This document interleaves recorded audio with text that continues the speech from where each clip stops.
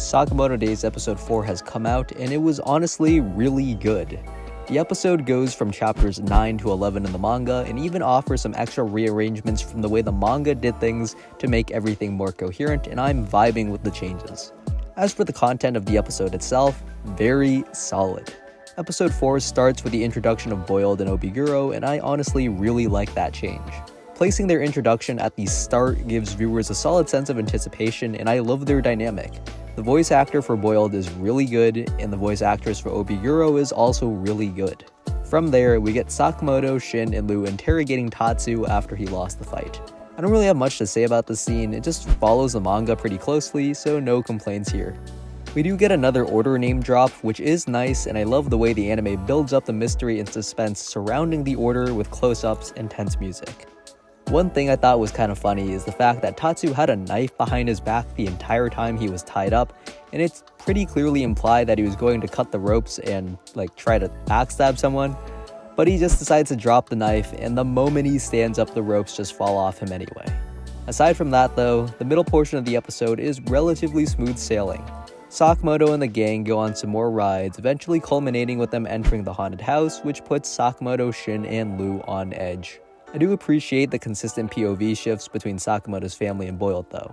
Each time we shift, there's a clear sense that a major fight is getting closer and closer, and it once again builds anticipation for the viewer. The haunted house scene was fairly solid, no complaints from me, but that's enough yapping. It's time to talk about the actual exciting parts of this episode. Once Lu gets drunk and opens a door hiding a bunch of assassins, the gang is quickly overwhelmed. And as everyone is trying to wade through the fake zombies, Boiled flies out and sends Sakamoto flying into another part of the haunted house, while Shin and Lu end up in a room with Obiguro and a bunch of no-name assassins. This is where the episode really picks up and things start getting really exciting. Sakamoto just wants to know where his family is, while Boiled continues trying to make Sakamoto remember him, and meanwhile, Lu pulls up to fight Obiguro while drunk, and the music throughout this whole scene is top-notch. From there, the fighting starts. Lu versus Obiguro is just being set up, so I don't really have much to say about it, but Sakamoto versus Boiled is honestly pretty solid.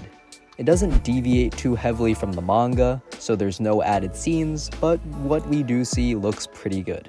The explosions aren't terribly drawn, there's a really high amount of wind effects to make the punches look really powerful, and the sound design is very solid too.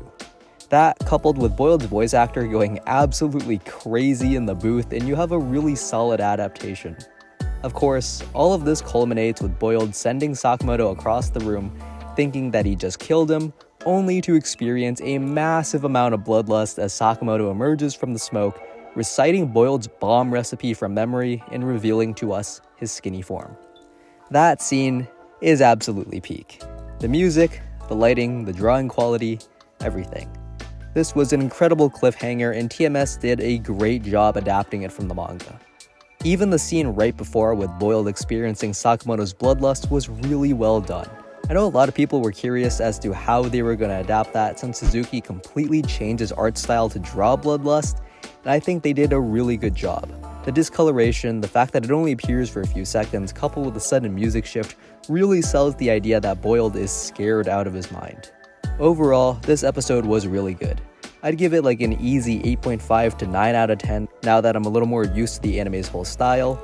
Everything from the action to even the lighting of Sakamoto vs. Boiled was solid, and of course, the cliffhanger has me super excited for episode 5. But those are just my thoughts, so drop yours in the comments.